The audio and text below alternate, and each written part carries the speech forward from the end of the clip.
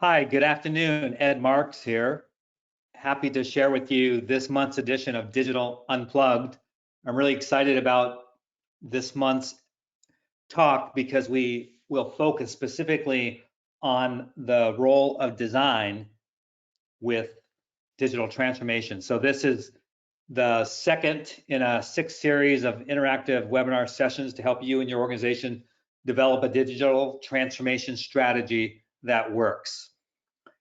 So it is an interactive session. So if you have any questions, please add those on your panel.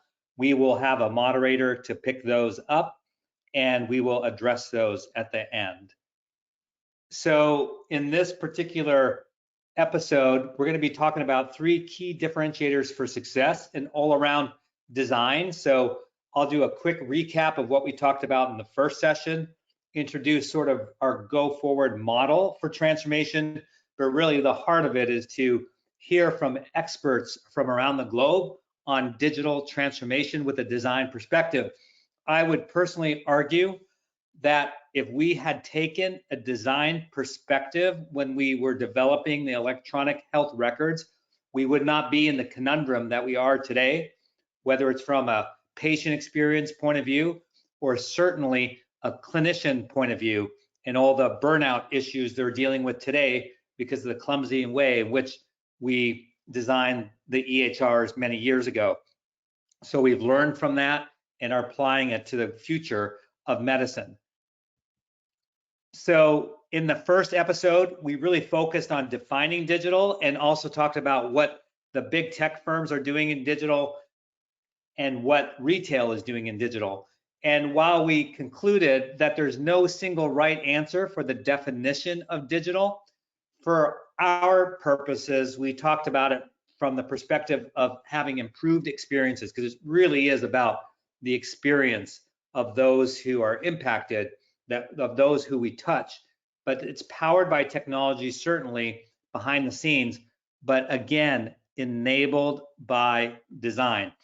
So we said also that whatever definition you come up with, it's just important that you have a definition for your organization because it does serve as a catalyst to get everyone focused in the same direction to ensure the ultimate in experience. So I'm going to talk about this slide for 10 seconds, and then I'm going to leave it for the third webinar when we're going to go into detail. But this is our model for healthcare digital transformation. And you can see front and center, it's all about the experience and human-centered design.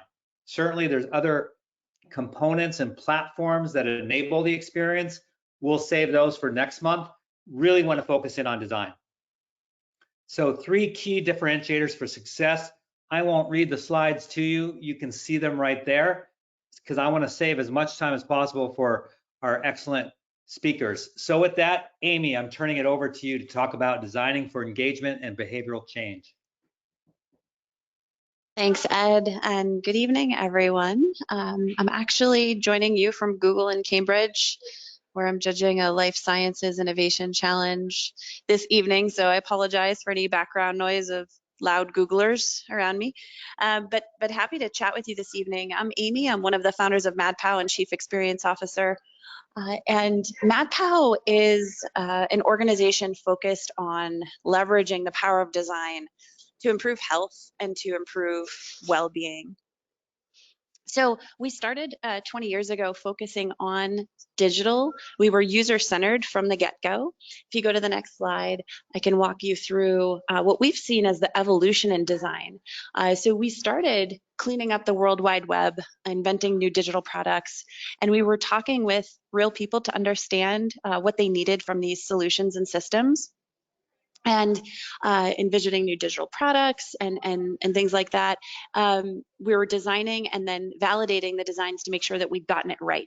And that was great, but we know that it's not all about digital. It's about deeply understanding people's needs and figuring out how to tailor experiences to meet those needs across the ecosystem of interaction, every single touch point, and look after the services that they're interacting with and how the organization designs these services to meet the needs of the people they serve. And then, about 10 years ago as well, we started our behavior change design practice, and that's where we're looking at how to help people change their behaviors in the real world. So that means anything from smoking cessation to helping people to manage a chronic condition, to medication adherence, to even, getting people to remember to wash their hands and things like that. So in that practice, we're leveraging motivational psychology, behavioral economics, and behavioral science to design interventions focused on behavior change. Now in health, we've been working across the health ecosystem, payer, provider, government, nonprofit, health tech, pharma, and in bringing these solutions to bear. When we are designing interventions focused on behavior change, we're leveraging we're leveraging COM-B model.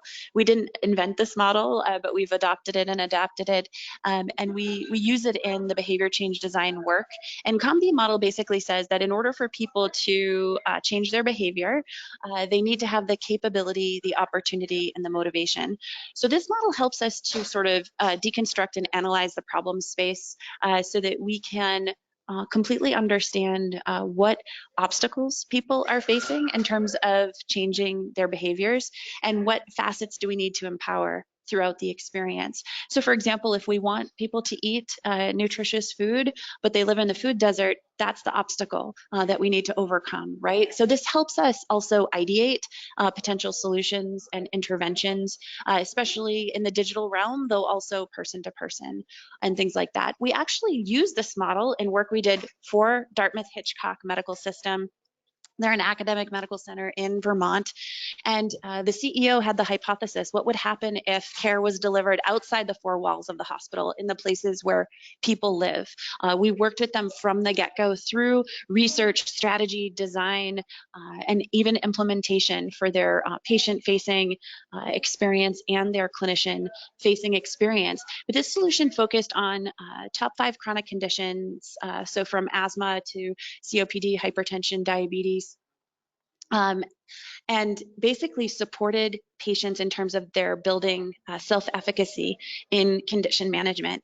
So the smartphone application would connect to Bluetooth biometric sensing devices. So for example, a Bluetooth glucometer for a diabetic, and they could track, how they're doing, how they're trending, but that data would go up in the cloud, algorithms are put on it, and evidence-based care pathways. And if any of the measures were outside of range, a bank of clinicians monitoring this population 24/7 would reach out within 2 minutes. So it was closed loop condition management, and patients appreciated this. They didn't feel like it was Big Brother. They felt like they had somebody watching their back, and basically they no longer felt alone. So there's high satisfaction rate there, but also reduced cost in managing this population, 15% cost reduction, avoided visits to the ER, and improved health outcomes. This solution was written up in JMIR, which is a peer-reviewed academic journal, and one of the findings was, how people were onboarded to the application, which we very thoughtfully designed, and how we looked after engagement and what the engagement with the application really was. We took the whole experience into account, and it was kind of one of those situations where that taking a human-centered approach and leveraging the power of design, you can really make an impact in people's lives.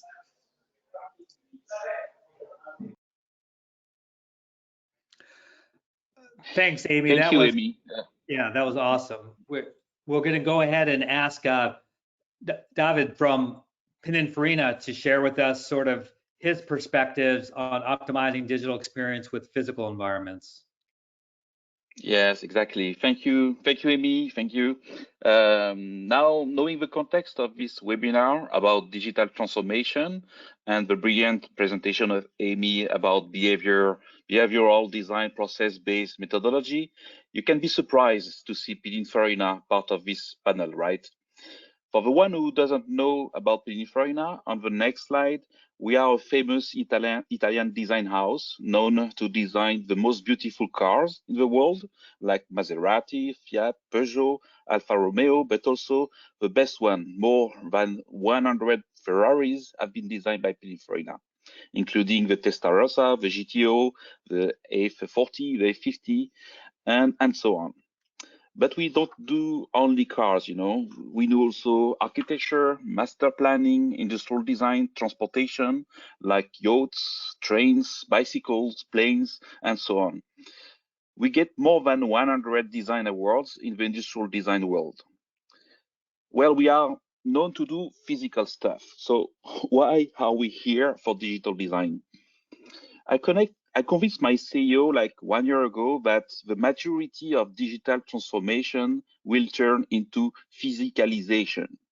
All these smart and automated digital services will have to return back into the physical world to better connect to people behaviors, thanks to the sensing technology, edge computing, and also the low latency connectivity bring by 5G. Pininfarina will empower brands and the experience to be hyper-personalized and meaningful to make people comfortable to use such advanced technology, self-learning technology in context, in our environment and on purpose. So on the next slide, you see all the different levels, you know, of services we can provide from a very early stage, from insight, from the digital strategy point of view, mainly around branding to leverage our portfolio. We can also leverage our brand for go-to-market, connected with your brand DNA. We do also everything related to service experience design. So we do quick prototyping. We connect with our partners in order to make some user tests. We do some data-driven design. We connect to many sophisticated systems in order to qualify a data lake in order to guide and to script the scenarios of the future. And the last one, we do also experience design development, because since we have done manufacturing, we can go very far on the definition and the engineering and the feasibility of the product. All of that need to be very desirable. That's why the go-to-market with our brand could be very helpful at the end. So let me introduce you Eric, the talented strategist of Burn. We rely a lot on his platform to enable and empower this value proposition. Please, Eric, the stage is yours. Thank you, David. Eric Kachowski, Chief Strategy Officer from Born Group. I want to talk a little bit about how we manifest brand experiences. We tend to describe ourselves as a creative-led agency that creates content that drives online commerce that enables brands in particular to engage customers in a digitally connected world. I don't want folks to get too hung up on that word commerce, because a big part of that cycle in commerce is really the conversion of users from one state to another. In some cases, this will be the state of a user who's visiting a website for the first time, to a user who is interacting with that website, to a user who's transacting with it. And so when we take that point of view of how do we engage a user to exhibit certain sorts of behaviors, we feel like it's very relevant in this context. Next slide, please. And we think about this in terms of customer experience, which is really the goal of all digital transformations, and really transformations beyond the digital world as well. What we're looking for is a customer experience that's immersive, it's engaging, it's both digitally and physically enabled across all channels. That's where omnichannel comes into play. And that is informed by a single source of truth, what we call a solid book of record.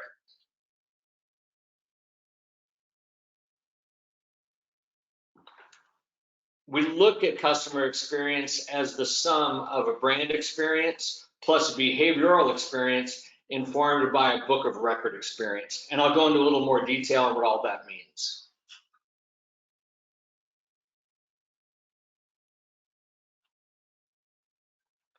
By brand experience, we're talking about all the things you need to do to build an immersive experience. And this can look like segmenting an audience. It can look like defining the personas within that audience. What are the journeys that these users or patients may take? What is the digital user experience and the interaction definition that happens there? What content do we need to support that experience? How are we using all of that to give somebody the sense that they're having a singular experience, either digitally or physically, that was designed just for them? Testing all of this to make sure that we get closer and closer to that one-to-one experience. Looking at behavioral experience, how are we delivering all of that immersive brand experience through channels that are relevant contextually to how somebody will behave in those channels? The way we may interact with somebody with web will probably be very different than how we're going to interact with them on social platforms, different than the way we would interact with them through voice, which would still be different from the way we might interact with them in person or on site.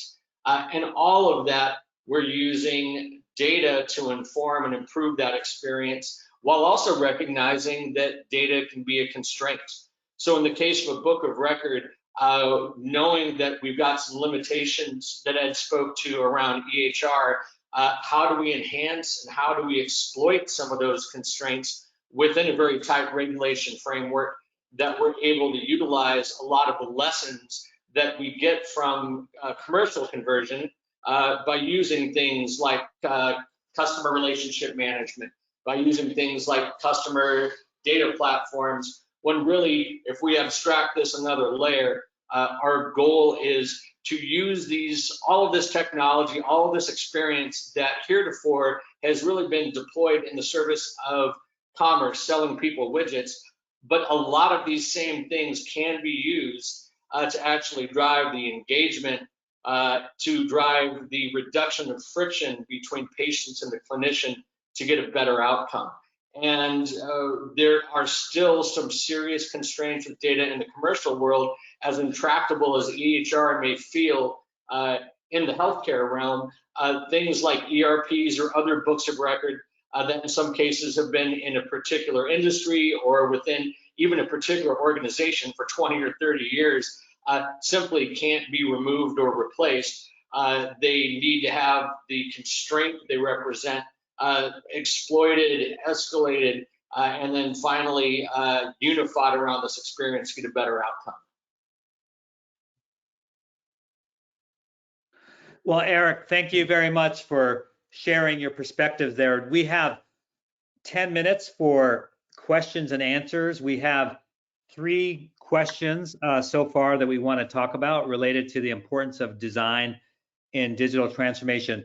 Eric, the first one is more to you, and it's really actually, I may just comment on it and then move to the second question. It's really around the concept of book of record, because sometimes in healthcare, we really don't understand that. We think that patient engagement, patient experience is our electronic health record or the portal that might come with the record, but it's really much more than that. I think we all know and experience the frustration when we finally learn that the health system that we've spent so much money and time with really doesn't know us very well. It's a very platonic relationship. While in other industries that I'm sure all of us deal with day in and day out, perhaps financial services, they tend to know a lot more about who we are as a person, about our family, than healthcare organizations. And I think, sort of what you're talking about there in the book of record, including electronic health record, customer relationship management, and other software systems that we may have come together and help create a much more personalized experience, I think, that we're all looking for. The second question, I'll throw it out to all 3 of you, David, Amy, and Eric, is what are some best practices that you're seeing in other industries that could cross over into healthcare and be adopted when it comes to design? If it's all right, Ed, I'll go ahead and start and then allow the others to chime in, and I'll try to be mercifully short. I think the biggest thing that we see in our world that we believe applies here is really this idea of disintermediation. And so think about this in terms of the evolution of having to type in your name, address, credit card info inside Amazon to make an order. And then Amazon innovates and patents one-click ordering.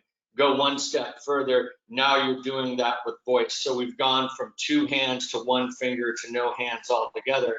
And we're doing that with less friction from the user and better result by having less friction because of that disintermediation. And we see a lot of opportunity to apply that here. That's great. Any comment from David or Amy? I'll jump in here too, and then I can't wait to hear from David as well. So, you know, what we see in hospitality, where it's, you know, a comforting, nurturing experience, and in some cases, you know, there's the human touch where technology is left to do its job and make things seamless and frictionless. Like was just being discussed there. But, you know, we're trying to find the blend and the harmony between AI and human interaction, right? So we don't want the digital interactions to completely replace humans entirely. We wanted instead to set the humans up to have better conversations, and better experiences. So, you know, to have that focus, like in hospitality, on that comfort, that experience, that conversation, and to support the human relationship and dynamic is absolutely relevant in health. Yeah, let me jump in, the last one. Well, from last decade, we have been running a revolution in terms of design practice, because we were pretty much focused in the usage in the beginning. So we were like kind of more like a tool approach. And then we realized that services was more important. So then we were more looking at what people need. And then we turn, you know, interface into service design and to access and to set up different, you know, aspects of the services they want to access. And more we go, more we look into the more social point of view. Reminds me like the work we have been doing for Medtronics, where in fact all the patient was very inspired by the sport industry, because it's a matter of interacting with the device, collecting some data, but for a better lifestyle. And I believe that all the devices on the medical, you know, environment need also to be connected of this lifestyle. So how this collection of data and how this product looks is very meaningful for the patient. So I believe the future is more working on the environment, on the devices, and to be very appealing, you know. So how we can connect healthcare into well-being, even into beauty, in order to convey this social, you know, inclusiveness of the design and the experience we want to provide. That's great. Thank you. We have time for one more question. This one is a general question as well. So all three of you we certainly have time to tackle that from your three different perspectives. And that is, you know, you're a patient, or certainly you have family members that have been a patient.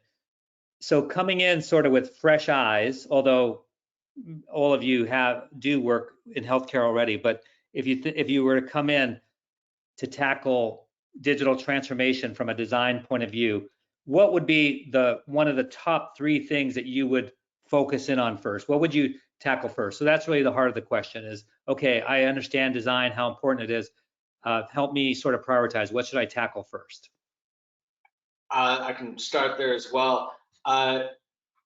From our point of view, it is understanding the constraints that are maybe less mutable. So I don't know that certainly that the Born would go in, and when we think about these sources of data, we're not going to come in as an outsider and say, well, just replace EHR. We need to understand where the constraints are within the current system, and that's going to change from nation to nation depending on regulations, and then design with those constraints in mind, and knowing that, look, it's not a one-to-one translation between a consumer relationship and a patient relationship, even though a lot of the behaviors and the drivers will be the same, but that to respect what those constraints are, and some of those are regulatory, but to bring the experience as close to that very human-centric, that very customer, that user-centric obsession that we use in the commercial world, and bring as much of that as we can within the limits that we have.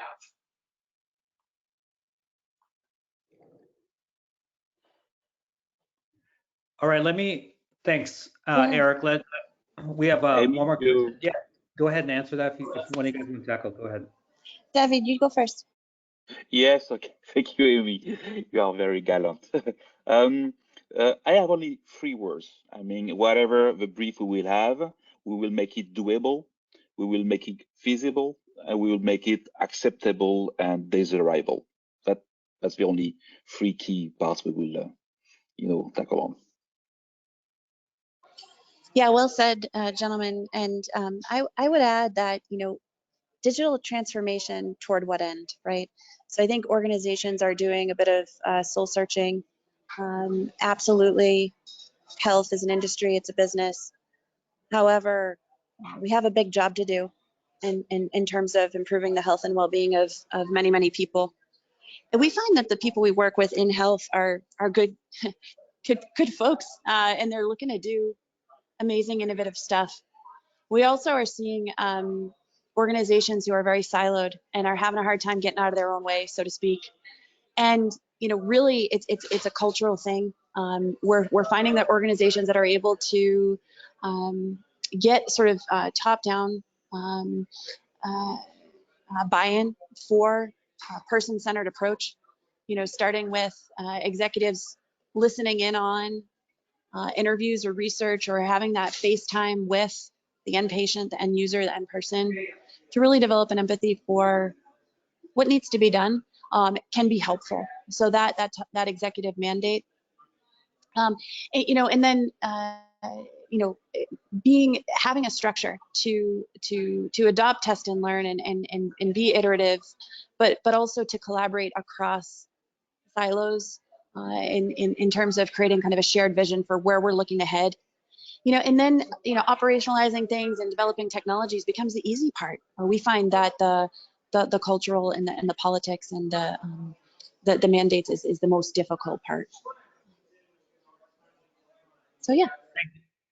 Yeah, thank you. That was well said. I just want to thank all 3 of you, David, Amy, and Eric, for joining us and offering your expertise on design. Again, as I stated up front, that design in healthcare is not for you, Amy. You've been doing it for quite some time. Thank you, as has Born and Pininfarina. But by and large, design has not been at the forefront. And I think for true digital transformation to occur and really center around the human experience, design really needs to be at that forefront. So I'm thankful for each of you and your perspectives and the things that you do for our organization. If you want to hear more, all of us will be together at HIMSS in 2 weeks at the HCI Group booth. You can see the details there on the slide. We'll do a similar presentation, a couple of them during that week. We'll be there. If you have questions, you want to talk before or after, we're all happy to speak with you more and get into the detail of what it means to really, truly incorporate design in whatever you do. So with that, we want to thank you for participating with us today. Next month, as I said, we will go into detail on our healthcare digital transformation model. It's a model you can repurpose and maybe adjust it a little bit for your organization, but it'll give you a really good holistic sense of what you need to do within your organizations to truly digitally transform, either as part of your overall strategy, which is the ideal situation, or in some cases standalone, and then you still have the ability to basically modulize the different components and platforms. So with that, thank you again for participating with us, and we'll talk to you next month. Thank you, Ed. Thanks, everyone.